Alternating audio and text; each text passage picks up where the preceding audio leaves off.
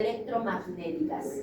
Y cuando hablamos de las ondas electromagnéticas, hablamos de un espectro mucho más amplio. En mecánica solo hablábamos de tres: infrasonidos, ondas sonoras y ultrasonidos. Aquí vamos a tener muchas más, un espectro mucho más amplio. ¿A qué le llamamos ondas electromagnéticas?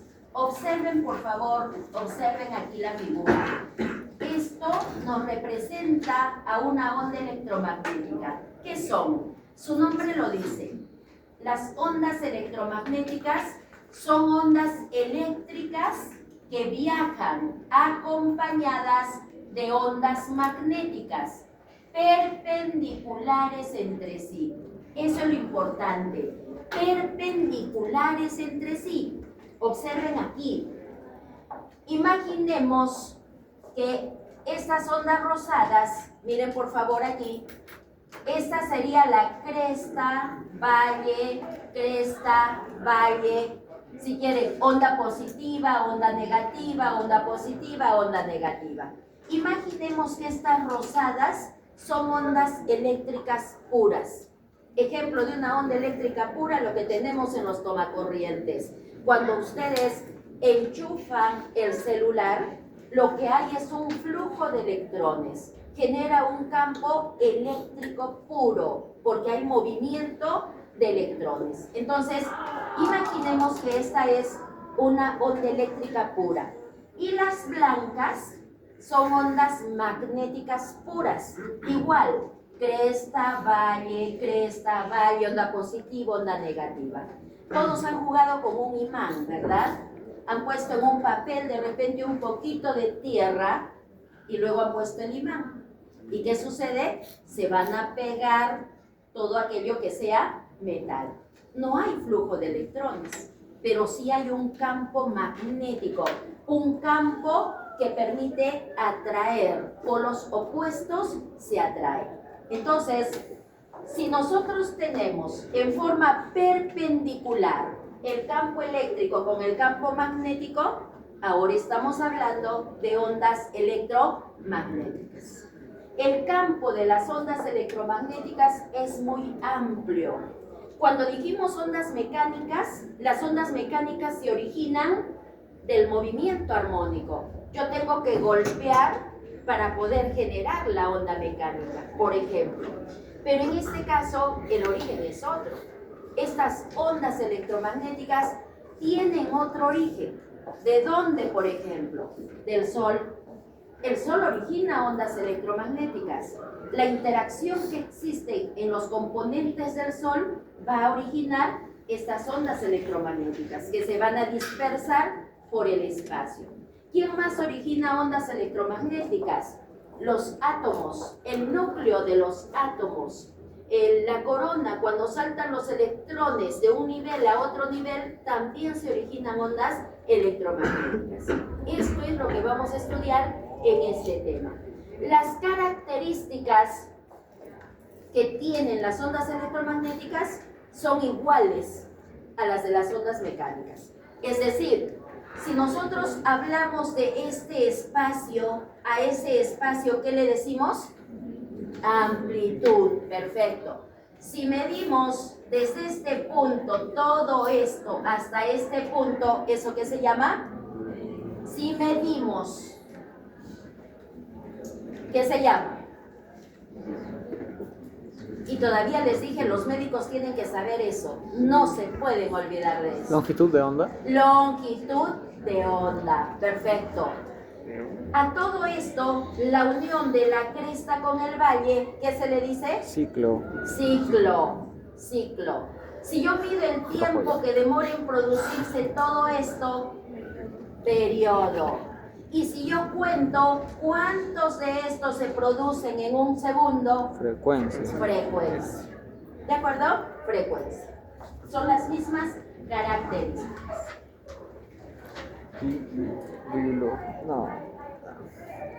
Veamos aquí. También en ondas mecánicas estudiamos qué relación existe entre longitud de onda y frecuencia. Inversa. Inversa, ¿verdad? Relación inversa. ¿Por qué?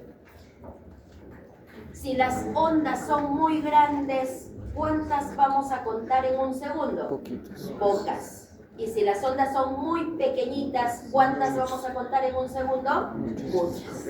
Entonces, entre longitud de onda y frecuencia existe relación inversa. Observen aquí. Aquí tenemos una longitud de onda en metros de 10 elevado a 8.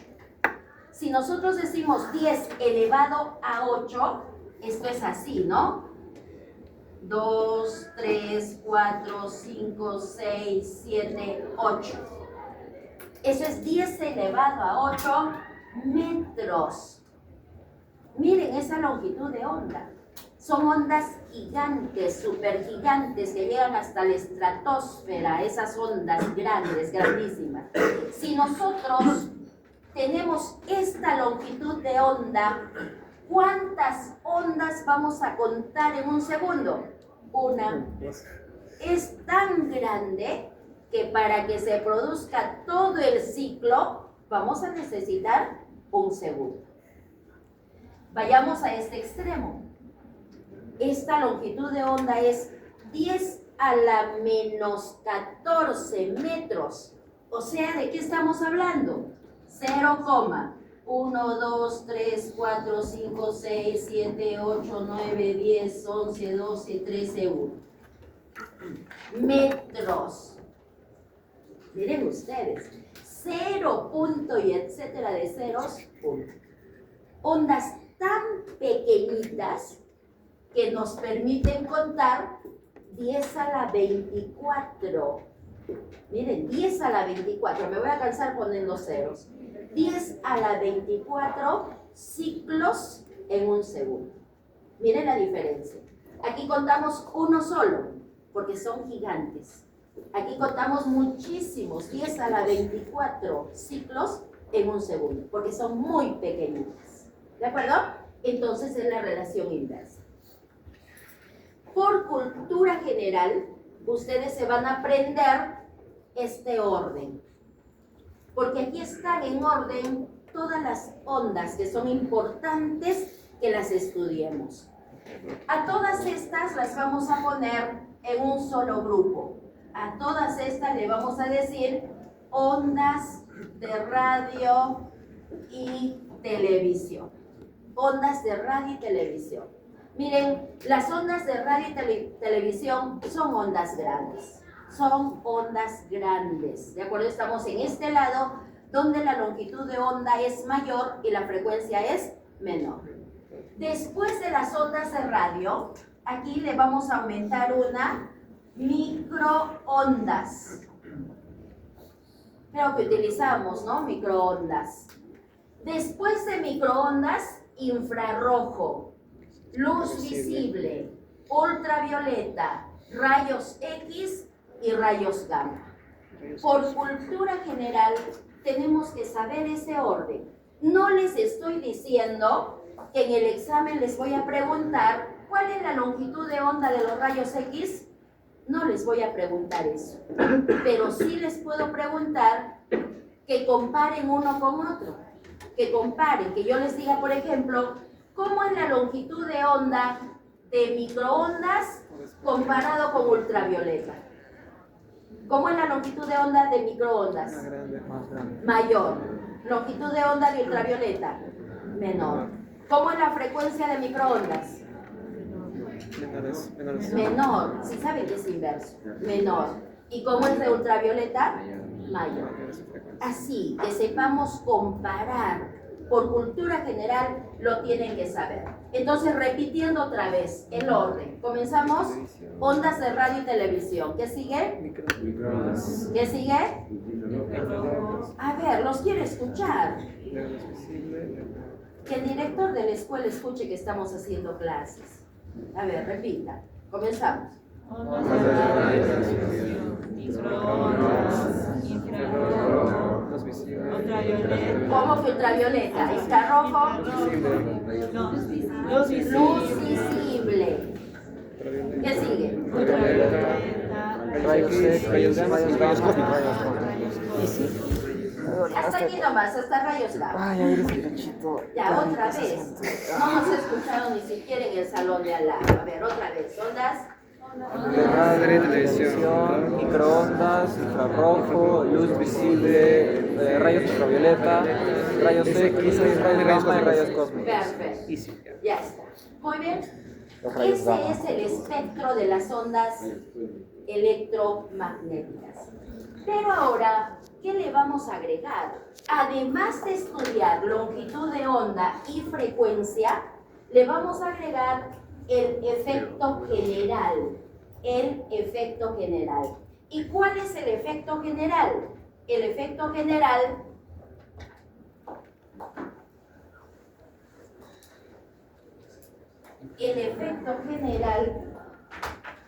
puede ser, aquí está, efecto general. Puede ser no ionizante o puede ser ionizante. ¿En dónde está el límite? El límite está aquí, entre la luz visible y el ultravioleta. Ahí. De la luz visible hacia mayores longitudes de onda, el efecto es no ionizante. ¿Qué significa que sea no ionizante? Que esta radiación puede llegar al organismo y no va a provocar cambio de electrones, no va a romper enlaces entre las moléculas, no va a provocar efecto de formación de iones. Por eso se le dice no ionizante. ¿Pero qué efectos puede provocar? Por ejemplo, las ondas de radio. A lo más que podría producir esto es un aumento de temperatura, un leve, muy leve aumento de temperatura. A nadie le hace daño escuchar una emisora. Tampoco les hace daño ver televisión, salvo que vean muy cerca, porque ya ahí se generan también campos electromagnéticos que ya podrían afectar, ¿no? Por el flujo de electrones, etcétera, puede haber interacción con el ser humano, pero nadie está pegado al televisor, generalmente se ve a mayor distancia, entonces no hay efecto. Si hablamos del infrarrojo, el infrarrojo genera cambio de temperatura. En medicina utilizan, por ejemplo, la diatermia. En la diatermia utilizan radiación infrarroja para generar calor. A las personas que tienen problemas de artritis, por ejemplo, les ponen este dispositivo, es como si fuese un resorte que le ponen alrededor de la extremidad y genera calor. Ya saben que el aumento de temperatura mejora la circulación sanguínea. Y si mejora la circulación sanguínea, hay mejor transporte tanto de sustancias nutritivas como de sustancias de desecho. Entonces, genera calor. A nadie le va a hacer daño, salvo que lo utilicen mal y se quemen. Pero el hecho de quemarse les generará una quemadura, una lesión que con tratamiento se va a recuperar. ¿De acuerdo? Se va a recuperar. Si nosotros hablamos de la luz visible, a nadie le hace daño tener el proceso de visión. No tenemos ningún efecto negativo por la luz que nos permite el proceso de visión. Pero tampoco nadie va a decir, a ver, yo me voy a quedar observando el sol media hora. De hecho, que se le va a quemar la retina. ¿De acuerdo? Pero la luz visible en sí no produce ningún daño. Pero ¿qué pasa si comenzamos en este campo del ultravioleta? Ahí ya vamos a tener la radiación ionizante. ¿Qué significa que sea ionizante? Que rompe enlaces, que forma iones, que va a permitir que se cambien en el ADN las bases nitrogenadas. Entonces, cuando esta radiación actúa, llega al ADN, va a producir mutaciones. Y esas mutaciones finalmente se pueden traducir en cáncer. ¿Qué pasa con la luz ultravioleta? Aquí en Arequipa hay que tener muchísimo cuidado. ¿Qué pasa con la luz ultravioleta? Aquí en Arequipa tenemos muchas horas de sol y no tenemos nubes. Las nubes actuarían como filtro, pero no tenemos nubes. El cielo es limpio. Entonces, aquí en Arequipa según los informes del CENAMI, se ha llegado a medir índices de radiación ultravioleta hasta de 14 unidades, siendo el máximo 11. Y 11, las personas no tienen que estar expuestas a esa radiación. Es por eso que aquí en Arequipa no tenemos que estar expuestos directamente a la radiación solar. La radiación solar puede ser infrarroja y ultravioleta. La infrarroja calienta, la infrarroja es la que nos está llevando a este problema del cambio climático, y la ultravioleta es ionizante. Por la longitud de onda y por la frecuencia del ultravioleta, esta radiación fácil pasa membrana celular, citoplasma, envoltura nuclear y llega al ADN. Cambia el código genético, cambia la lectura del ADN y eso fácilmente se traduce en un cáncer de piel. Ahora, el cáncer no es pues que se genere, que hoy día me expuse a 3 horas y ya tenemos cáncer, no. Es como una radiación que se va acumulando a través del tiempo. A partir de 40 años se puede desencadenar el problema por las mutaciones que ya se han producido. Entonces, existe ley. A nivel internacional, a nivel Perú, existen leyes que protegen a las personas que trabajan expuestas a la radiación solar. Se les tiene, las empresas les tienen que dar un kit. Ese kit, ¿qué contiene? Sombrero, bloqueador solar y lentes con filtro ultravioleta. ¿Por qué? La radiación ultravioleta afecta también a la conjuntiva de los ojos. ¿Cuál es la conjuntiva? La membranita que protege al ojo. Cuando esa radiación llega a la conjuntiva, en las personas que tienen predisposición, se va a formar el pterígio. Se engrosa la conjuntiva como respuesta a esa radiación ultravioleta. ¿De acuerdo? Entonces, son temas de protección. Si hablamos de rayos X, los rayos X serían más peligrosos que ultravioleta. Los rayos X se utilizan, antes se han utilizado mucho más para radioterapia, para matar células. Los rayos X van a matar células. Pero ustedes me van a decir ahora, ¿y cómo es que se saca una placa radiográfica?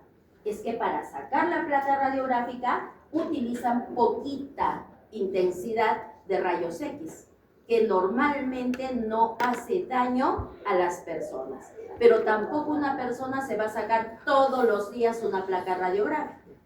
No puede recibir radiación, no se puede acumular la radiación en el organismo. Pero sí, en investigación utilizan bastante, ¿no?, rayos X para ver cómo se pueden producir las mutaciones en respuesta a qué intensidad, a qué magnitud, en qué punto, etc. Es todo un tema de investigación.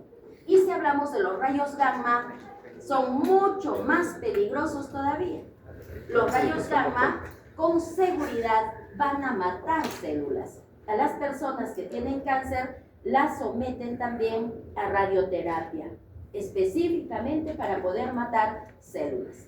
Con el tema de rayos gamma, ustedes podrían hacer pasantías, si les interesa el tema, podrían hacer pasantías, llevar cursos en la central nuclear que tenemos en nuestro país. En Lima tenemos nuestra central nuclear que fundamentalmente prepara radiofármacos, así se llama. Hay fármacos que emiten radiación gamma y que se utilizan en medicina, tanto para diagnóstico médico como también para terapia. Ya vamos a nombrar un poquito más este tema, vamos a estudiar más ampliamente en la tercera fase. Es un tema muy, muy bonito realmente. Es peligroso cuando decimos radiación gamma, porque si la radiación gamma llega al organismo, puede provocar mutaciones, ¿no? Ya les contaré algunas cosas cuando hagamos el tema. Pero es muy interesante también cuando hablan de investigaciones. Hay todo un tema de investigaciones. Y ustedes saben que en el Hospital Central, por ejemplo, en el Honorio Delgado también, hay una unidad de radiomedicina o de medicina nuclear, le dicen así, ¿no? porque utilizan tanto para diagnóstico como para terapia. Es muy interesante, ya llegaremos. Entonces, como radiación ionizante tenemos ultravioleta, rayos X y rayos gamma. Y no ionizante, todas las demás. ¿De acuerdo? Entonces podemos agregar, si yo les digo, comparen infrarrojo con ultravioleta. ¿Cómo es la longitud de onda del infrarrojo? Mayor. Menor longitud de La onda. frecuencia mayor. Mayor longitud de onda del ultravioleta, menor longitud de onda. ¿Cómo es la frecuencia del infrarrojo? Menor, del ultravioleta, mayor. Efecto general del infrarrojo, no ionizante. Efecto general del ultravioleta, ionizante. ¿Les puedo poner en el examen eso? Ah, no, dije que no les daba preguntas. Me olvido yo. Es fija igual. No sé qué hacer contigo. Y aquí también podríamos hablar de la energía, ¿no? De hecho que toda onda siempre está relacionada con energía. Si estamos en este lado de las ondas de radio, menos energía. Y si llegamos a radiación gamma, es mucha más energía. Por eso es que se dice que la radiación gamma es muy, muy penetrante, que fácilmente va a llegar pues hasta el ADN de nuestras células, va a pasar por todas las estructuras y va a llegar al ADN. Y ya no solamente es que le cambie el código, sino que mata la célula, la mata. Ahora vamos a hablar de este espacio pequeñito, un espacio muy pequeñito que está entre el infrarrojo y el ultravioleta. Vamos a hablar de la luz visible. La luz visible tiene una longitud de onda que va desde los 400 hasta los 750 nanómetros. Miren cómo medimos, ya es una longitud de onda muy, muy pequeñita, ¿no? Desde 400 hasta 750 nanómetros.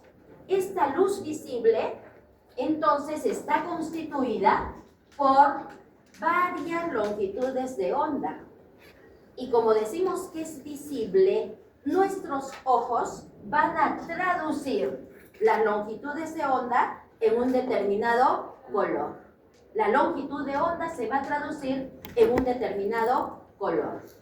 Cuando decimos luz visible, estamos hablando pues de esta luz natural, ¿no? Que nosotros la vemos blanca. Esta luz, ¿desde dónde viene? Desde el sol. Pero, ¿por qué la vemos blanca si estamos diciendo que este espectro visible tiene todos estos colores, tiene todas esas longitudes de onda? Entonces, ¿por qué la luz la vemos blanca? ¿En dónde están los colores? Es lo que refleja, la longitud que se refleja llega a los ojos. No, la blanca, lo que hay los televisores. Ya, algo de eso. Pero ¿por qué es blanca? En su colegio han jugado con el disco de todos los Newton. colores, ¿no? No sé, la verdad. No, entonces se hacen un disco de Newton para que juegue. ¿De acuerdo? Se hacen un disquito ya de cartulina. ¿Y qué van a hacer en el disquito? Van a pintar todos los colores así como está ahí. Y una vez que han pintado todos los colores, lo hacen girar el disco. Y cuando gire el disco, ¿qué va a suceder? Se ve blanco. Pero ¿qué está ocurriendo entonces? Cuando está girando, es como que se está mezclando todo esto. Entonces, esta luz blanca, la vemos blanca porque todas las longitudes de onda están mezcladas ahí. Por eso lo vemos blanco. Pero ahora, para que me crean que efectivamente esta luz blanca está constituida por todas esas longitudes de onda, ¿qué podemos hacer para demostrar? Regar nuestro jardín. ¿Cómo hacemos? La manguera, ponemos el dedo en el extremo y hacemos que se formen muchas gotitas de agua. Y estas gotitas que estén perpendiculares a la luz del sol. Perpendiculares. Y vamos a ver un lindo arco iris al otro lado. Porque cada gotita de agua va a ser de prisma. Y cuando la luz pasa por un prisma, se descompone y va a formar, se van a separar las longitudes de onda y va a formar el arco iris, va a formar esos colores. Lo vamos a observar así. ¿De acuerdo? Cuando llueve y para la lluvia, es que en la atmósfera quedan gotitas de agua.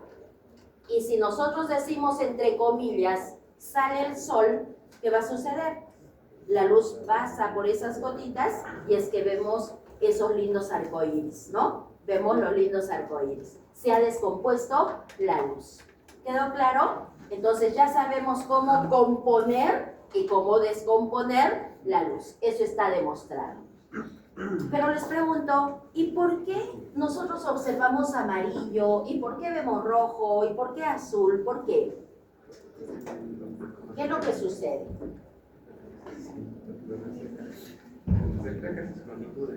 Ahí sí hablamos de lo que usted decía, ¿no? Ahí sí hablamos eso. Existen pigmentos y los pigmentos son sustancias químicas y las sustancias químicas tienen la propiedad de absorber determinadas longitudes de onda y de reflejar otras. Entonces, si nosotros tenemos un polo rojo, por ejemplo, para que sea rojo, han tenido que teñirlo, han tenido que utilizar un pigmento especial para que sea rojo. ¿Por qué lo observamos rojo? Porque cuando la luz llega a ese objeto, absorbe todo menos el rojo, menos la longitud de onda rojo. Entonces, esta longitud de onda rojo choca con el objeto y rebota. Y eso llega a nuestros ojos y se traduce como rojo. ¿Por qué observamos verde? A ver, los escucho. ¿Por qué observamos verde? Absorbe todo menos el verde. ¿Por qué observamos blanco? Porque se refleja todo. No absorbe nada. El blanco no absorbe nada, refleja todo. Al reflejar todo, se mezcla todo y lo vemos blanco. ¿Por qué negro? Porque ahí absorbe todo, no refleja nada. ¿De acuerdo? Es interesante hablar de la teoría del color, pero solamente vamos a hacer referencia a eso. Propiedades de la luz.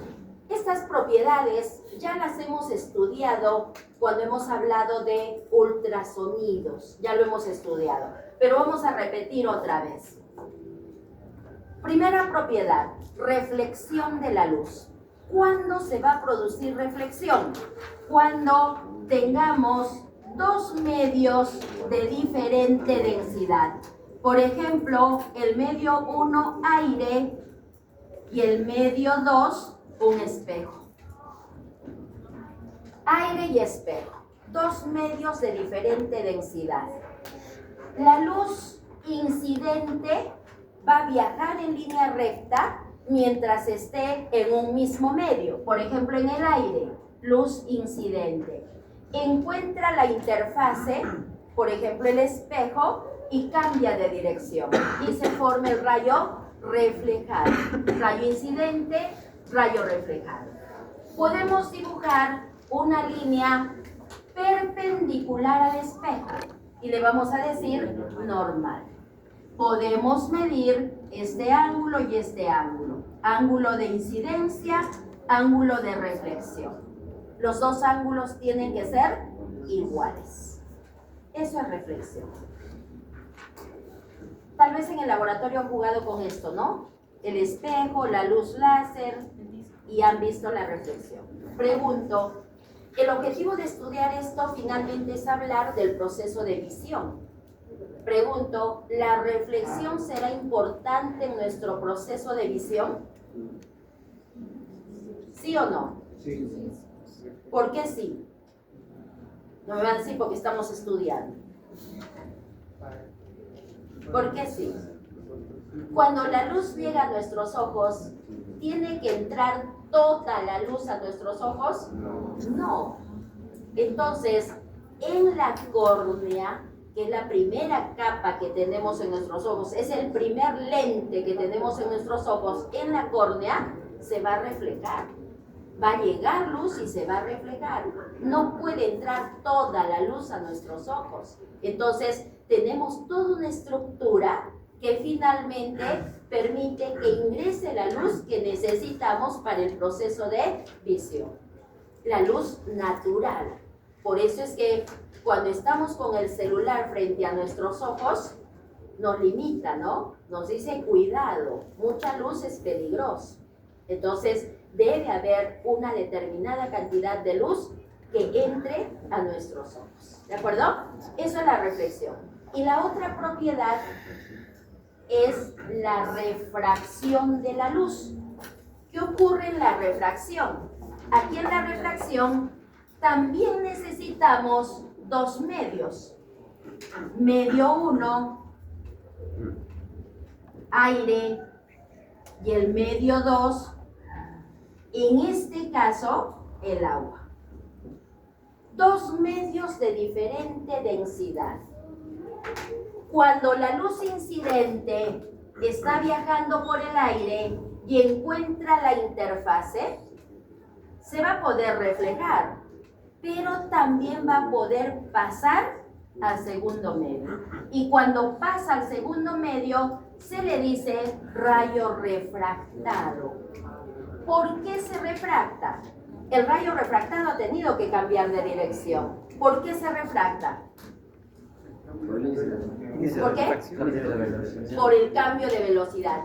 Cuando pasa, ojo con esto, cuando la luz pasa de menor a mayor densidad, siempre el ángulo de refracción, a este ahora le vamos a decir ángulo de refracción. Otra vez, cuando la luz pasa de un medio de menor densidad a otro de mayor densidad, siempre el ángulo de refracción va a ser menor que el ángulo de incidencia. Este es el ángulo de incidencia. Siempre el ángulo de refracción va a ser menor que el ángulo de incidencia. Siempre. Cuando pasa de menor a mayor densidad. Y esto permite hacer un cálculo importante. Aquí nosotros vamos a poder calcular el índice de refracción. El índice de refracción que se simboliza con N. ¿Cómo se calcula el índice de refracción? Seno del ángulo de incidencia dividido seno del ángulo de refracción. Y aquí nos da un valor. Este valor, ¿a quién le pertenece? Le pertenece al medio en donde se produce la refracción. En este caso, en el agua es que la luz está refractando. Por lo tanto, cuando calculamos el índice de refracción, ese índice le va a pertenecer al agua. Cada medio tiene su propio índice de refracción, porque este índice de refracción depende de la densidad del medio. A mayor densidad va a haber mayor índice de refracción, porque si es más denso, más se va a refractar. Si es más denso, este ángulo de refracción va a ser menor, cada vez va a ser menor, ¿de acuerdo? Este valor es muy importante. De hecho, que en el examen tenemos que preguntar al respecto. Este valor, este índice de refracción es muy importante. Ahorita lo vamos a ver un poquito más.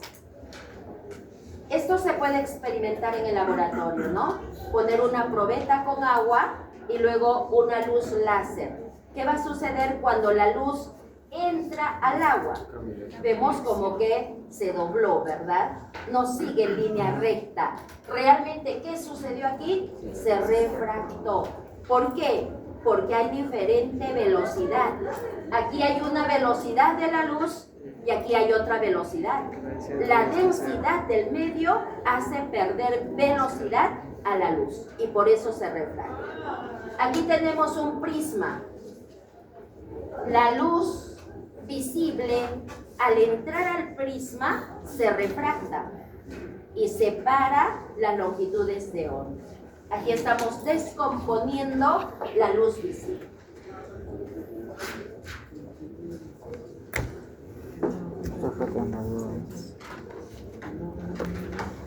¿Puedes escuchar?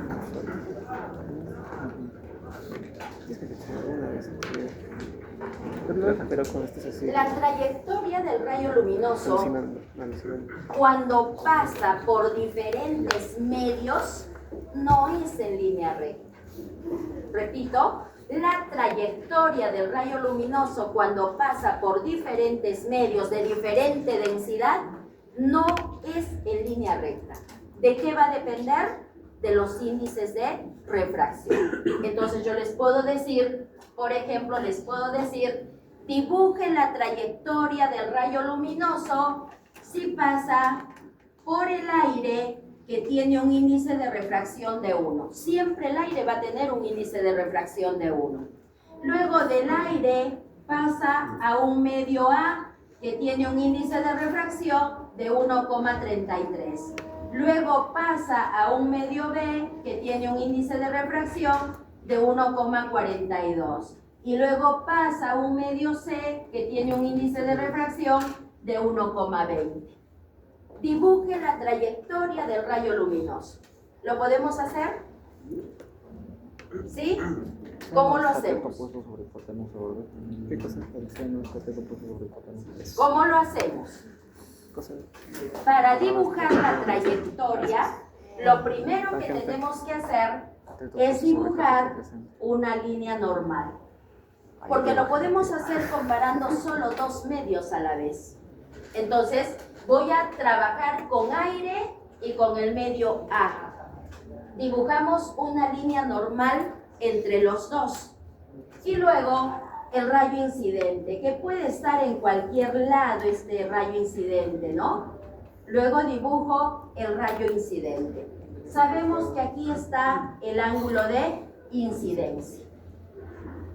¿Cómo dibujo el rayo en el segundo medio? ¿Más pegado a la normal? Más pegado a la normal. ¿Y por qué más pegado a la normal? Porque el ángulo disminuye. Porque tiene mayor índice de refracción. Y si tiene mayor índice de refracción, tiene mayor densidad. Y dijimos, si el rayo pasa de menor a mayor densidad, el ángulo de refracción es menor que el ángulo de incidencia. Entonces lo dibujo aquí.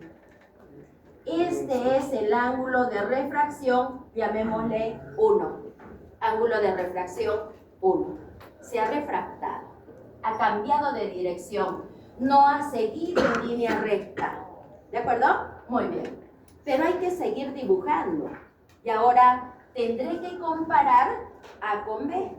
Y para comparar A con B, tenemos que dibujar otra línea normal entre A y B. Ahora, este que es refractado aquí pasa a ser incidente. Y tenemos que dibujar su refractado. ¿Cómo dibujo el refractado? Más pegado a la normal. Más pegado a la normal. ¿Por qué? Porque el índice es mayor. Tiene mayor índice que este. ¿De acuerdo? Entonces, si este formó este ángulo, cuando se refracte aquí, debe formar menor ángulo todavía, porque tiene más índice de refracción, tiene más densidad. Entonces, referencialmente lo voy a dibujar más pegadito. Aquí tendremos un ángulo de refracción 2. ¿De acuerdo? Muy bien. Y ahora tengo que comparar B con C. Y para comparar B con C, tenemos que dibujar otra línea normal. Y ahora, ¿cómo dibujo el rayo refractado en C? Más alejado de la normal. Más alejado de la normal. ¿Cuánto más alejado? Más alejado como este 1, más alejado como este 2. Más alejado con el... Ese es incidente. Más alejado que la. Sí, más alejado que la. ¿Más alejado que quién? ¿Qué? Que el 1. ¿Más alejado que el 2? Sí, porque tiene menor índice, menor densidad. ¿Más alejado que 1? Sí. También, porque es 1,20. No Y 1,20 es menor que 1,33. Menos densidad. Entonces, tendré que dibujar un ángulo mayor que F1. Ángulo de refracción 3. Y entonces, como en el examen los tenemos que fastidiar para que saquen 0, ¿qué les voy a preguntar? ¿Cómo es el ángulo 3, el ángulo de refracción 3 comparado con el ángulo de refracción 1? Mayor, ¿verdad? ¿Cómo es el ángulo de refracción 2 comparado con 1? Mayor también. Y siempre fundamente su respuesta. De hecho, ¿cuál es el fundamento? Mayor densidad o mayor índice de refracción. Pero de hecho va a tener mayor índice de refracción porque tiene mayor densidad. ¿Se entendió? ¿Sí? ¿Se entendió? ¿Alguna duda?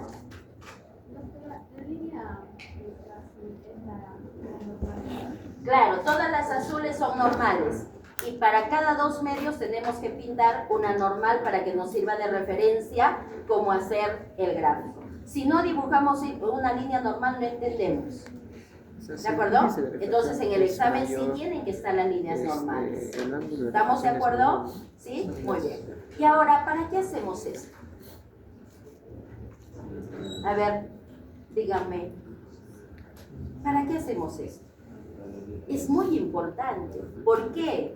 Porque miren, la luz cuando pasa por diferentes medios que tienen diferente densidad, no pasa en línea recta, tiene una trayectoria. Pero ¿para qué hemos hecho esto? Para entender lo que sucede en nuestros ojos. En nuestros ojos tenemos lentes y cada lente tiene su propia densidad. ¿Qué lentes tenemos? Si comenzamos desde la parte anterior hacia atrás, córnea. Se van a su colegio, les advierto, ¿eh? Si no saben estructura general del ojo, se van.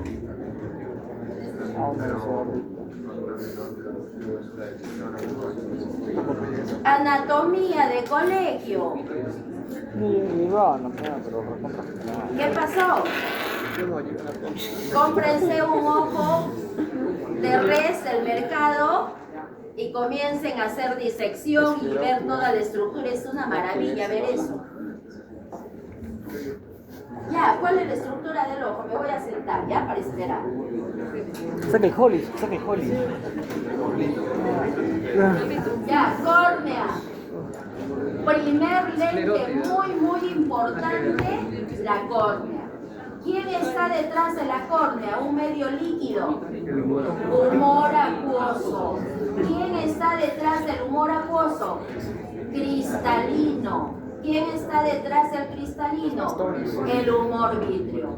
Y recién encontramos la retina. Miren ustedes, la luz tiene que llegar a la retina. Si la luz no llega a la retina, tenemos problemas de visión. Las personas que tienen su visión perfecta, cuando el médico les dice su visión es 20/20, la visión perfecta, es que la luz, después de pasar por córnea, humor acuoso, cristalino, humor vítreo, llega exactamente a la fobia o fovea de la retina. En las personas que tenemos problemas de visión, miopía, hipermetropía, presbicia, la luz no llega a la retina. Pero existen los lentes que nos corrigen el problema de visión. Y eso ya les cuento después. Pero entonces es muy importante estudiar la trayectoria de la luz, porque la luz tiene que llegar a un punto específico de la retina para tener el proceso de visión normal. ¿Se entendió?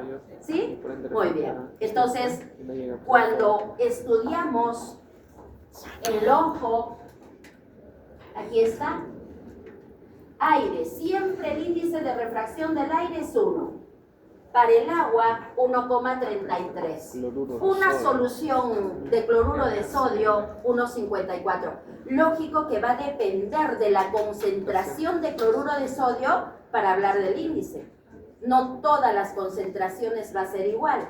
La densidad de 1 litro de agua con 10 gramos de sal es diferente a 1 litro de agua con 50 gramos de sal. Son cosas diferentes. Córnea, 1,37,7. Humor acuoso, 1,33. Humor vítreo, 1,33. Cristalino, 1,42. Pregunto, ¿quién forma menor ángulo de refracción? De todos estos medios, ¿quién forma menor ángulo de refracción? El aire, ¿no? El aire. O sea, pero viendo el aire sería... 20 les voy a poner en esa. Ya me hicieron enojar. Menor de refracción. Entonces debe ser mayor. Claro, el índice cristalino. ¿Quién cloruro de forma sodio. Cloruro. menor ángulo de refracción? El aire. El cloruro de sodio. ¿Por qué? Tiene mayor índice de refracción y consecuentemente mayor que densidad. No nos olvidemos de la densidad, por favor. El que tenga mayor densidad significa que va a refractar más y el valor va a ser mayor. En nuestro ojo, ¿quién refracta más? El cristalino, ¿no? Tiene mayor índice porque tiene mayor densidad. Perfecto.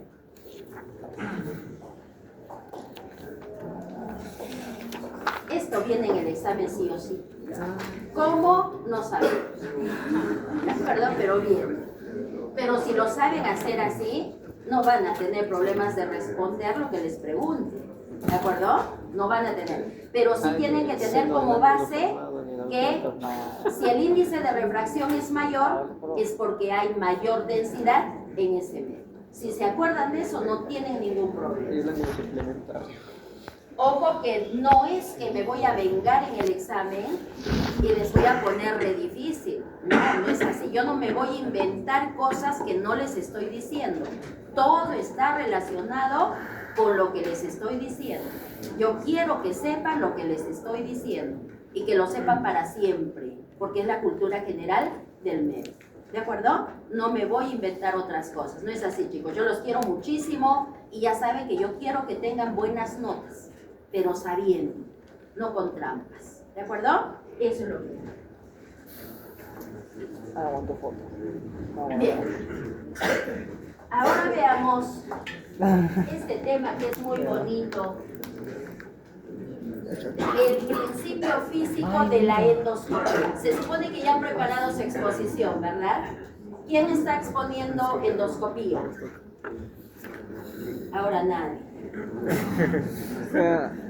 ¿Quién tiene el tema de endoscopía?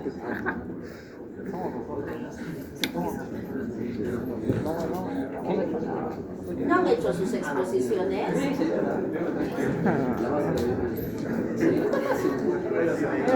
Walter, ¿quién tiene el tema de endoscopía? Ahora sí te pongo 0. Claro, ustedes tienen el tema y no me dicen yo tengo el tema, ¿no? Bueno, la sinceridad lo primero, ¿no es cierto? Ya está, recién lo van a hacer. Ojo que el siguiente fin de semana presentamos ya los temas. Presentamos responsabilidad social, exposición, ¿qué falta? Esta fase es Investigación, simplemente una infografía y presentarlo, ¿no? Y la tercera fase es difundirlo. Sí. Bien. ¿Qué pasa en la endoscopía? ¿Qué es la endoscopía? Colonoscopía. Entra al cono, pero... Cuando Así me dicen, ¿no? Cuando ponen un tubo por la boca para ver qué. El estómago, por ejemplo, ¿no? El estómago, por ejemplo. Eso es la endoscopía. Existe colonoscopía, existe artroscopía, ¿sí? Muy interesante. Imagínense, hacen la técnica para observar el interior de aquí de la rodilla, ¿no? Para ver cómo están los ligamentos, el líquido. Hacen todo eso. Para no abrir todo, hacen aberturas pequeñitas y por ahí ponen el endoscopio, esta estructura, ¿no? Que normalmente decimos es un tubo que permite ver el estómago. Pero ¿cuál es el principio físico de esto? Atiéndame, por favor, atiéndame. Imaginemos que tenemos una probeta. Esto lo pueden hacer en el laboratorio. Tienen una probeta con agua. La probeta es de vidrio, es totalmente transparente.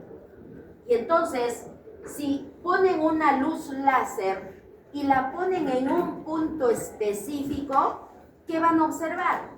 Que la luz láser viaja por el aire, entra al agua en este punto, se dirige a la pared de la probeta, llega a este punto, y ahí la luz rebota, llega a este punto, rebota, llega a este punto, y así sucesivamente.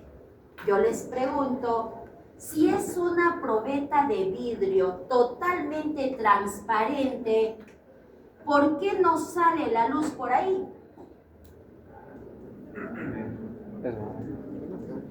No sale la luz. ¿Por qué no sale la luz? Pero si la luz la ponemos en otro punto, ahí sí la luz puede fugar. ¿De acuerdo? Entonces hay un principio físico muy simple. Observen aquí. Imaginemos que esta es la probeta, pero que la hemos puesto en forma horizontal. ¿De acuerdo? Este es el agua. Imaginemos que este es así. Vamos a tener el agua que tiene un índice de refracción y tenemos el aire que tiene otro índice de refracción. Esta vez la luz incidente va a estar viajando por el agua, entró por aquí, a esto me refiero, a esto de aquí. Entró al agua, ¿de acuerdo? Entonces, esta luz incidente, este rayo incidente, está viajando por el agua. Ahí está la línea normal. Este es el ángulo de incidencia. ¿De acuerdo? Cuando llega a este punto, encuentra un medio de menor densidad y se va a refractar, se va a separar de la normal. Esto ya lo han comprendido muy bien. Entonces, rayo incidente, este es un rayo refractado. ¿Por qué se ha refractado? Por la diferente densidad. ¿De acuerdo? Cuando ha llegado al aire, el aire al ser menos denso ha permitido que gane velocidad. Y si gana velocidad, se aleja de la normal. En este caso, la luz está fugando del agua. ¿De acuerdo? Segundo caso, la línea normal, pero ahora este ángulo es mayor que este. Es mayor que este.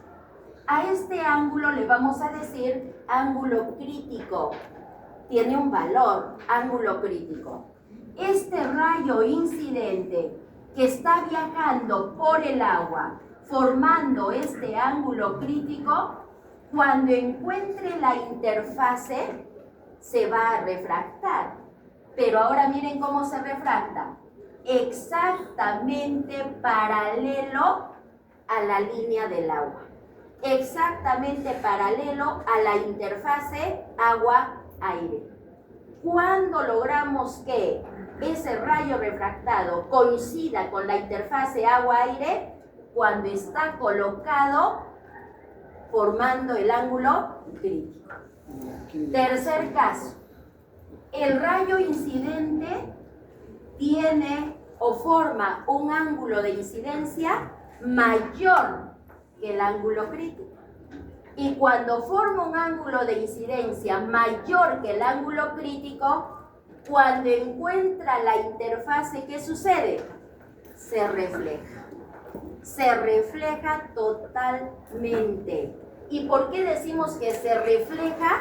Porque está regresando al mismo medio por donde está el rayo incidente. Se refleja totalmente. Entonces yo les pregunto a los médicos en endoscopía, ¿qué les conviene? ¿Este primer caso, este segundo caso o este tercer caso? El tercer caso. Y por más que tenga una probeta de vidrio transparente, si estamos en el tercer caso, nada de luz va a salir de la probeta. Toda la luz se va a reflejar internamente. Y eso sí le interesa al médico en endoscopía. Sí le interesa, porque en la endoscopía, ¿qué cosa es lo que tiene? En el extremo va a ir una cámara que va a capturar las imágenes, por ejemplo, de la pared del estómago. No está conectado a corriente eléctrica, solamente es luz. Y entonces, cuando han capturado la imagen, lo que está viajando por esto que le llamamos tubo es luz. Es luz. Y la luz va a viajar haciendo reflexión interna total. Va a ir llegando a la pared, reflejando, encuentra la otra pared, refleja y así. La imagen se traslada desde la cámara hasta el monitor en donde el médico observa la imagen. Normalmente, ¿qué utilizan? Ahí tienen el segmento. Imaginemos que ese es un segmento de fibra óptica. Por eso se le dice fibra óptica, porque lo que va a pasar por ese filamento es luz. No son electrones, no es corriente eléctrica, es luz. Por eso se le dice fibra óptica. Entonces, la luz incidente tiene que estar ubicada a un ángulo mayor que el ángulo crítico. ¿Por qué tiene que estar ubicada a un ángulo mayor que el ángulo crítico? Para lograr una reflexión interna total. Entonces, solo así es que vamos a lograr trasladar la imagen desde un extremo hasta el otro extremo. Pero como los médicos se tienen que asegurar de una buena calidad de imagen para que tengan un buen diagnóstico, esto está revestido, está protegido para asegurar de que la luz no se absorba, de que la luz no se pierda y que toda se traslade. Mientras más cantidad de luz se traslade, la imagen va a ser mejor. En los endoscopios se utilizan la fibra óptica, ¿no? Y la fibra óptica es como el grosor de nuestros cabellos. Y entonces ahí hay un paquetito de fibras que van a trasladar la imagen. ¿De acuerdo? De hecho que hay mejores endoscopios que otros, ¿no? Ya esas son las marcas de los endoscopios. Ya cada médico elegirá lo suyo. ¿Y por qué utilizan también esta fibra? Uno, porque traslada la imagen como les estoy contando, y otro porque es sumamente flexible, ¿no? Se puede adaptar a la forma que tiene el tubo digestivo, ¿no? Porque tiene curvaturas, etcétera. No puede ser un equipo rígido, tiene que ser flexible y permite trasladar la luz. ¿Se entendió? ¿Sí? ¿Está claro? Bien. Entonces, el equipo que va a exponer endoscopía tiene que aumentar algo más, ¿no?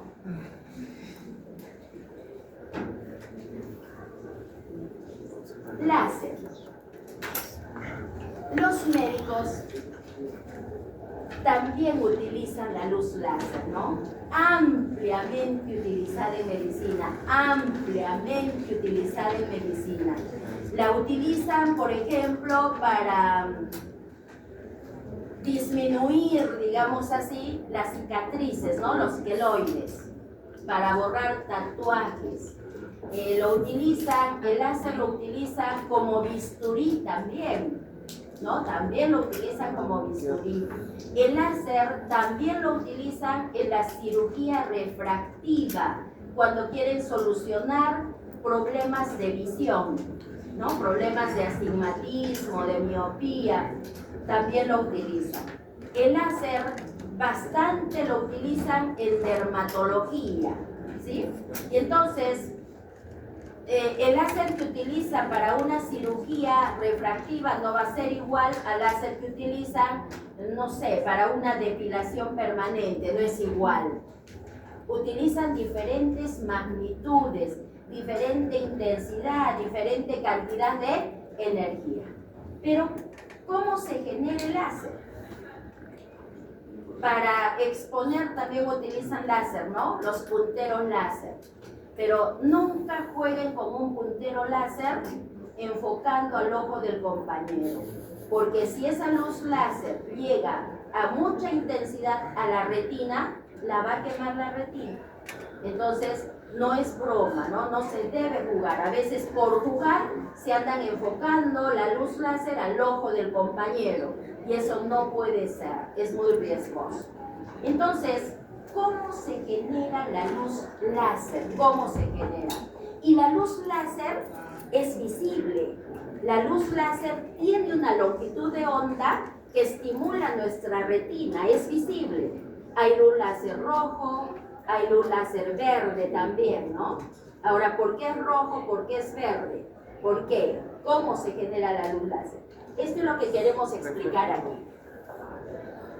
La luz láser se genera por el salto de electrones. Miren, por el salto de electrones de un nivel superior a un nivel inferior. Por el salto de electrones de un nivel superior a un nivel inferior. Nosotros tenemos los átomos. Ya saben que en el átomo existe el núcleo y luego tenemos la corona o nube electrónica. En esta corona o nube electrónica están los electrones, pero en cada nivel de energía, ojo con esto, en cada nivel de energía tenemos electrones con una determinada cantidad de energía. Por eso se les dice niveles de energía, porque ahí los electrones tienen una determinada cantidad de energía. Si los electrones están en niveles más cercanos al núcleo, tienen menos energía. Si los electrones están en niveles más alejados del núcleo, tienen más energía. Entonces, ¿qué podemos hacer nosotros? Podríamos dar energía, por ejemplo, a este electrón. Si le aumentamos la energía a este electrón, va a tener que saltar a un nivel superior. Si este electrón que saltó a un nivel superior porque tiene más energía, retorna, tiene que perder la energía que ganó. ¿Quedó claro? Entonces, eso es lo que hacen. Eso es lo que hacen para producir el láser. Si un electrón salta, miren por favor, desde aquí hasta aquí, genera una longitud de onda. Si salta de aquí hasta aquí, otra longitud de onda. Entonces, esta podría ser, por ejemplo, la que corresponde al azul. Este podría ser la luz que corresponde al rojo. Entonces, va a depender del salto del electrón. Puede saltar más niveles o menos niveles. Y de eso va a depender la cantidad de energía que se libere. Y la cantidad de energía va a generar una determinada longitud de onda. Y corresponde a un determinado color. ¿Quedó claro? Muy bien. Eso a nivel de los átomos. Pero ahora, ¿cómo se genera el láser? Para generar el láser se tiene un tubo. Se tiene un tubo. Este tubo en el interior debe tener un solo tipo de elemento. Por ejemplo, si quieren generar un láser con neón, El neón creo que produce la luz verde. Si quieren generar un láser con neón, aquí adentro solo tiene que haber neón. No puede haber otro. ¿De acuerdo? No puede haber otro elemento, porque el neón va a generar una determinada longitud de onda. Si le ponemos otro elemento, va a generar otra longitud de onda. Y no podemos tener muchas longitudes de onda porque ya no sería luz láser. La luz láser tiene que ser producida por un solo tipo de átomos. ¿De acuerdo? Bien, entonces, en este tubo va a haber un solo elemento. Y este tubo tiene dos espejos. Este espejo de aquí es 100% reflejante. O sea, toda la superficie del espejo va a reflejar la luz. Y este de aquí es parcialmente reflejante. Aquí va a haber un espacio en el centro, va a haber un espacio que no refleja la luz. Es como decir, va a ser transparente. Y todo lo demás sí va a reflejar la luz. ¿Qué más necesitamos? Una fuente de energía, que puede ser eléctrica o también puede ser óptica. Puede ser eléctrica o también puede ser luz, una fuente de energía. ¿Para qué se necesita esta fuente de energía? Para estimular los electrones, para darles más energía a los electrones para que salten a un nivel superior. Luego, cuando estos electrones retornan, es que generan la luz láser. Pero ahora escúchenme. Imaginen que un átomo generó la luz láser. Esa luz láser va a estar viajando en el interior de ese tubo. Llega a este espejo y se refleja. Y cuando se ha reflejado, va a servir de estímulo para otro átomo. La luz que produce este átomo sirve de estímulo para otro átomo. Y así sucesivamente. Llega aquí y se refleja. Y entonces la luz comienza a viajar de un lado hacia otro lado. Va estimulando a los átomos, va produciendo más luz. Se produce tanta luz que finalmente comienza a salir por acá. Lo que sale por ahí es luz láser. ¿De acuerdo? Por eso el término de láser, ¿no? Se amplifica la cantidad de luz que se va emitiendo por cada uno de los átomos. Cuando la luz sale por aquí, ya le decimos luz láser. ¿Y qué características tiene esa luz? Primero, es coherente. ¿Por qué le decimos que es coherente? Porque todos se parecen al otro y todos van a ir en línea recta. Cuando nosotros enfocamos con una luz láser, claramente vemos la línea de la luz láser. Nadie prende una luz láser y se llenó todo el ambiente de luz láser, no. Si es rojo, no es que todo se vuelve rojo, se va en línea porque es coherente. Es monocromática, un solo color. Es colimada. ¿Qué significa que sea colimada? Que es específicamente una longitud de onda que va a ir en orden, uno paralelo al otro, en una sola dirección.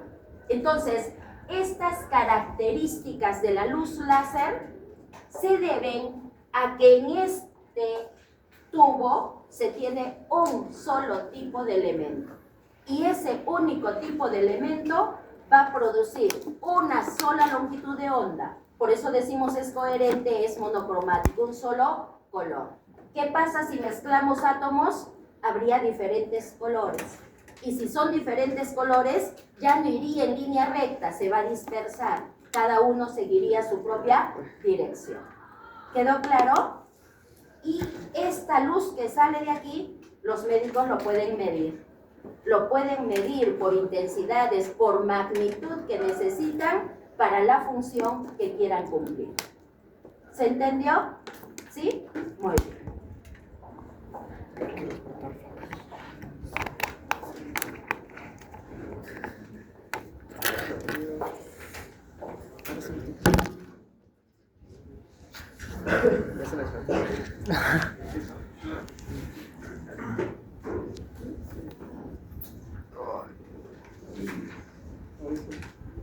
Ya, vamos a hablar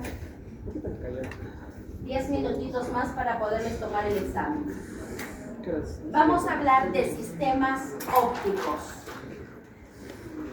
¿Qué es un sistema óptico?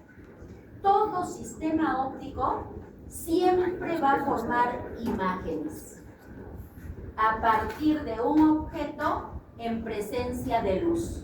Repito, un sistema óptico forma imágenes a partir de un objeto en presencia de luz.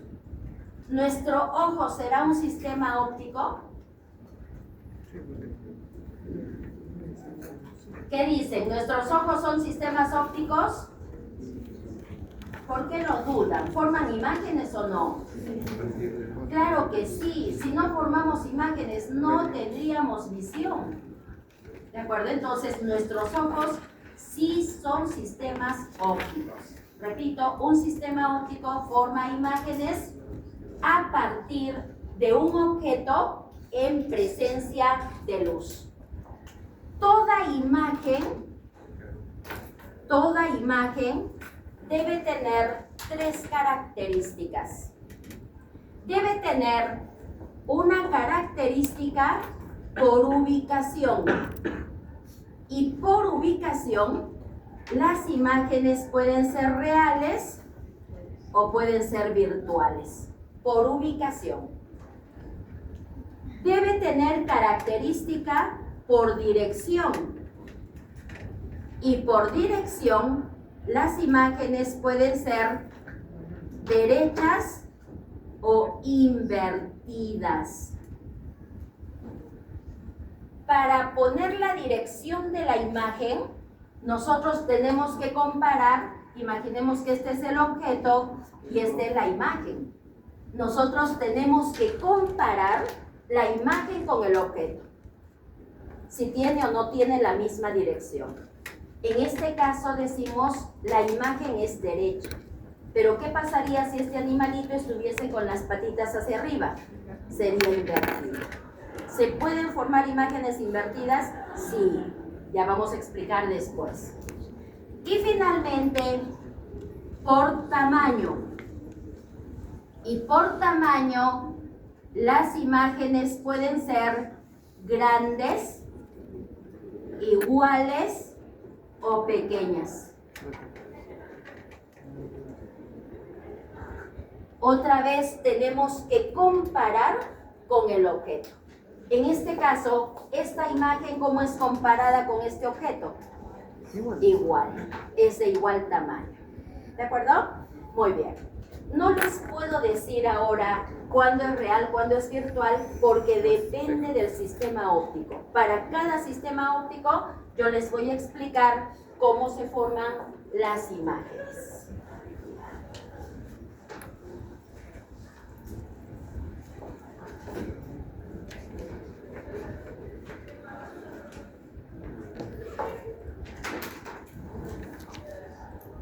¿Qué sistemas ópticos tenemos? Dos sistemas ópticos, espejos y lentes. Si decimos espejos, ¿qué son los espejos? Sistemas ópticos que tienen una superficie reflejante. Los espejos reflejan la luz, por eso se dice, los espejos tienen una superficie reflejante, porque van a reflejar la luz. Cuando hablamos de espejos, existen dos clases de espejos. Los espejos planos, que creo que todo el mundo tiene en casa, ¿no? El espejo plano. Y los espejos esféricos, que a su vez pueden ser convexos o cóncavos. ¿Cuándo es convexo y cuándo es cóncavo? Como está aquí, lo podemos ver en una cuchara, ¿no? Donde se hunde la cuchara, ¿qué lado es? Cóncavo. Y la parte posterior que sobresale de la cuchara es convexo. Y lo pueden hacer, ¿no? Saquen brillo a una cuchara y obsérvense en la cuchara.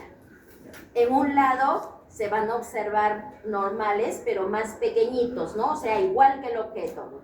Y en el lado que se hunde de la cuchara, se van a observar con la cabeza hacia abajo. ¿De acuerdo? Ya vamos a explicar después por qué. Y en los espejos planos son igualitos. Son igualitos.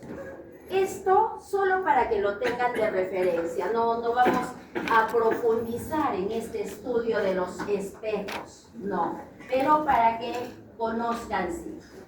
Lo que sí vamos a estudiar a detalle son los lentes. ¿Por qué vamos a estudiar a detalle los lentes? Porque en nuestros ojos tenemos lentes y además para corregir nuestros problemas de visión también utilizamos lentes. Y así es que los tenemos que estudiar bastante. Comenzamos con lentes. ¿Qué son los lentes o las lentes? ¿Qué son?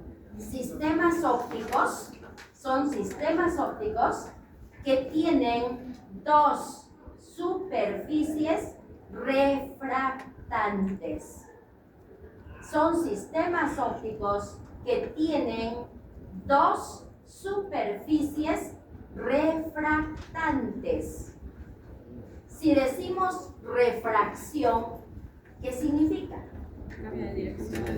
Cambio de dirección. ¿Pero por qué cambio de dirección? Por la velocidad cambia. Por la densidad. Pero para hablar de refracción, ¿qué más necesitamos? Que la luz pase por el medio. Recuerden eso, para hablar de refracción, la luz tiene que pasar al segundo medio. Si no pasa por el segundo medio, no hay refracción. ¿De acuerdo? No hay refracción, acuérdense de eso. Entonces, las lentes tienen dos superficies refractantes. ¿De acuerdo? Creo que sí entendemos, ¿no? Si agarramos nuestra lente, podríamos decir tiene una cara anterior y tiene una cara posterior. Y en las dos superficies se va a refractar la luz. ¿Cuáles son los elementos de una lente? Observen, por favor. Esta es una lente. Lo pintado de celeste es la lente. Lo pintado de celeste. Entonces, aquí va a haber una curvatura que va a ser una superficie. Y aquí hay otra curvatura que es la otra superficie. Esta lente va a tener un eje óptico principal. Miren, por favor, esta lente va a tener esta línea normal, pero en lentes ya no le decimos normal. En lentes le vamos a decir eje óptico principal. Este de aquí es el eje óptico principal. Es la línea normal. ¿Qué más? La cara, por ejemplo, esta superficie de la lente es parte de una circunferencia perfecta. Esta cara es parte de una circunferencia perfecta. Por lo tanto, vamos a conocer un centro de curvatura. Este va a ser el centro de curvatura porque es el centro de la circunferencia que forma esta cara. Vamos a tener un segundo centro de curvatura porque toda lente tiene dos superficies. Entonces, esta cara también es parte de esta circunferencia y tiene otro centro de curvatura. De este centro de curvatura, nosotros podemos medir la distancia a la lente, a la superficie de la lente. Y a eso que le llamamos radio de curvatura. Aquí va a haber un radio de curvatura y aquí va a haber otro radio de curvatura. Pregunto, ¿en una lente es necesario que los dos radios de curvatura sean iguales? ¿Qué dice? En una lente, ¿los radios de curvatura tienen que ser iguales? ¿Están ahí? ¿Todavía están ahí? ¿Completitos? No están pensando en que ya se tienen que ir a su casa a almorzar, ¿no? No, están acá, ya. Entonces díganme, ¿los dos radios de curvatura tienen que ser iguales? No tienen que ser iguales. Y ya luego lo vamos a ver por qué. Pueden ser iguales, podrían ser iguales, pero no obligatoriamente tienen que ser iguales. ¿De acuerdo? Muy bien. ¿Qué más tenemos aquí? Aquí va a haber un puntito central que se le dice punto nodal o centro óptico. Toda lente tiene centro óptico o punto nodal. Eso es importante. Por la forma, ¿cómo es esta lente? ¿Cómo es esta superficie? Cóncava. Esta superficie, cóncava. Para no decir cóncava, cóncava, bicóncava. Perfecto. ¿Esta cómo es? Biconvexa. Y la biconvexa también tiene dos radios de curvatura. Solo que ahora miren, es como que se cruzan, ¿no? Cada superficie tiene su propio radio de curvatura. Y existen esas formas.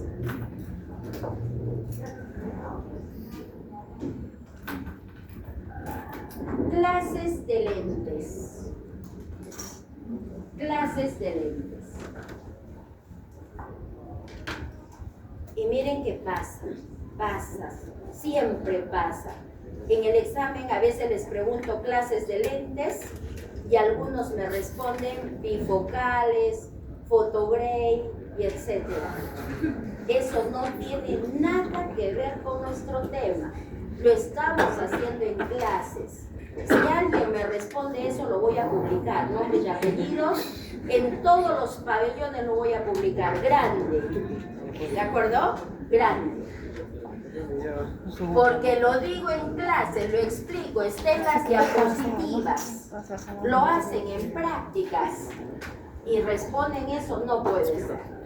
¿Qué es lo que sucede? Miren, solo hay dos clases de lentes.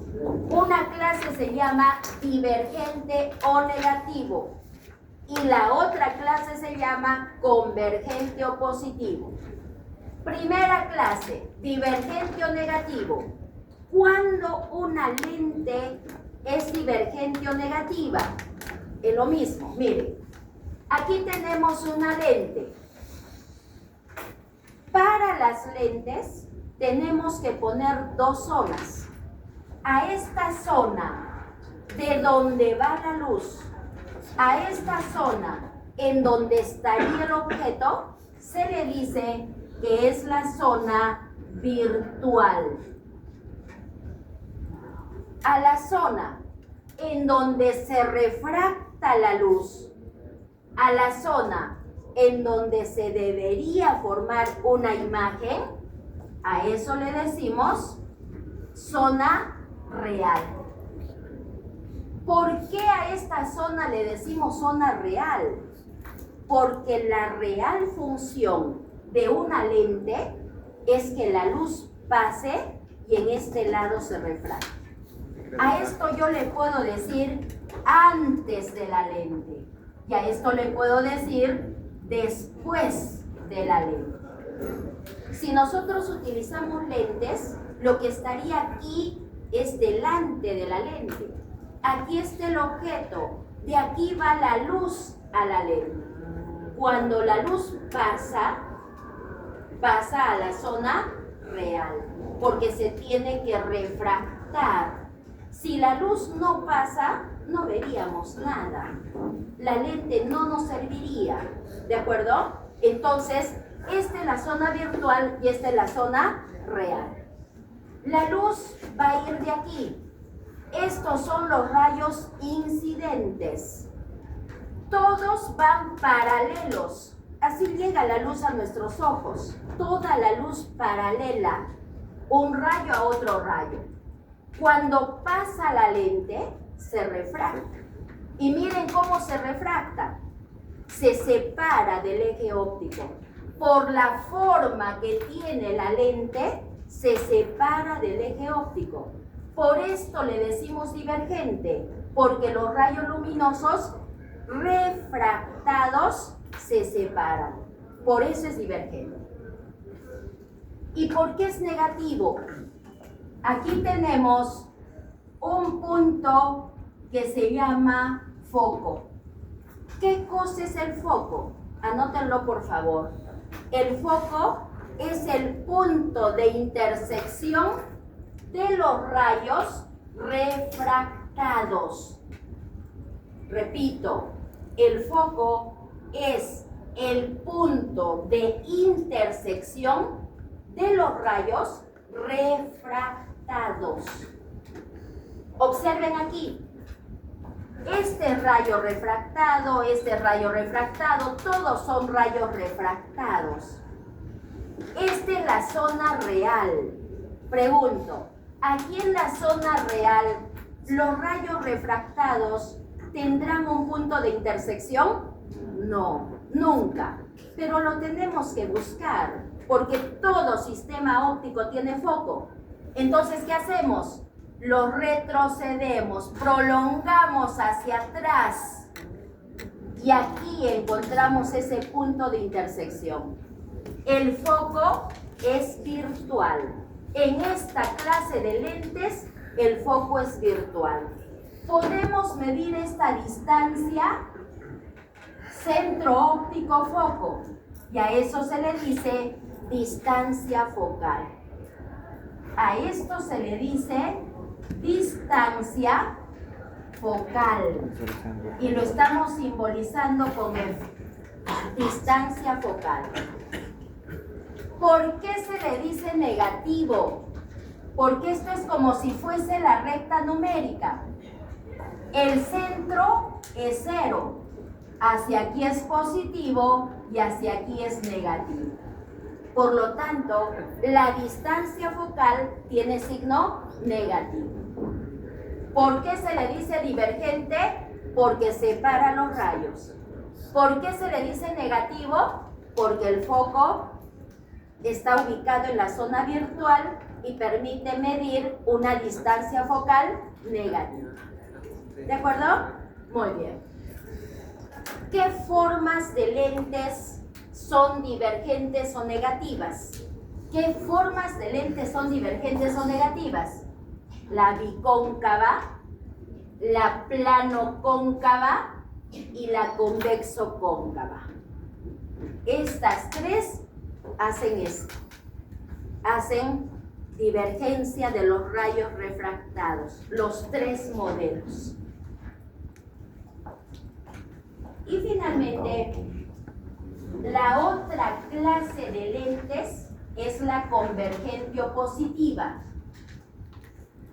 Ahora miren, ¿qué es lo que ocurre en la convergente opositiva?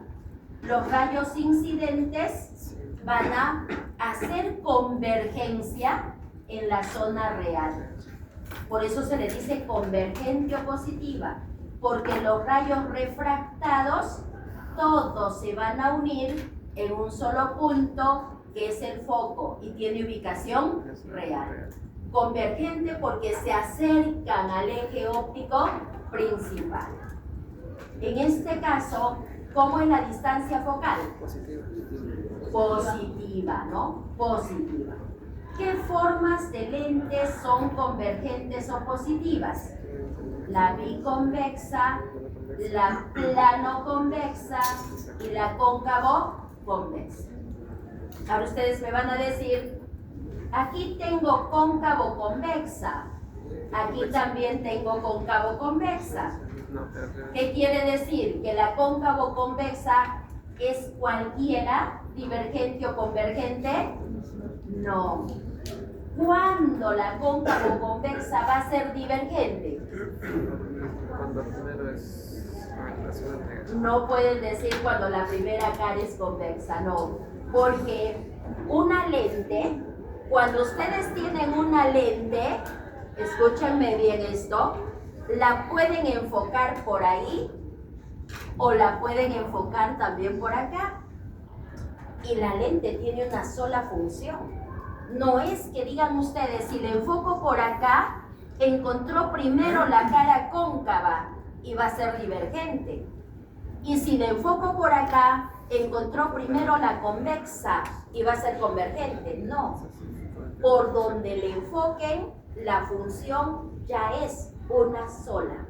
Pero ahora, ¿de qué va a depender? Del predominio de la cara.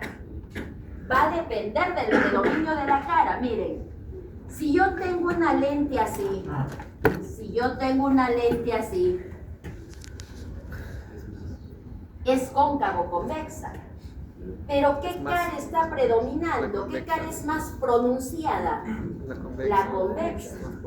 Por lo tanto es convergente o positiva. Pero si tengo una lente así, miren, si tengo una lente así, ¿qué cara está predominando? La cóncava. Y si es cóncava, es divergente o negativa. ¿De acuerdo? Entonces la cóncavo convexa va a depender del predominio de su cara para que sea divergente o para que sea convergente. Perfecto. Esta yo creo que todos han jugado con una convergente, ¿no? La lupa. Una lupa es de tipo convergente o positivo. ¿Han hecho fuego con una lupa? Sí, pero no un incendio, ¿verdad? ¿Cómo hacen el fuego? Van jugando con la lupa para que se forme el puntito concentrado de la luz solar, ¿no? Un solo puntito, cuando está bien concentrado, cuando no está grande ese punto, cuando está bien pequeñito, ese es el foco. Y ahí es en donde se prende el fuego, ¿no? Eso es lo que hay. Muy bien, hasta ahí vamos a avanzar hoy día. Guarden sus cosas, por favor. Saquen su hojita y pongan sus apellidos.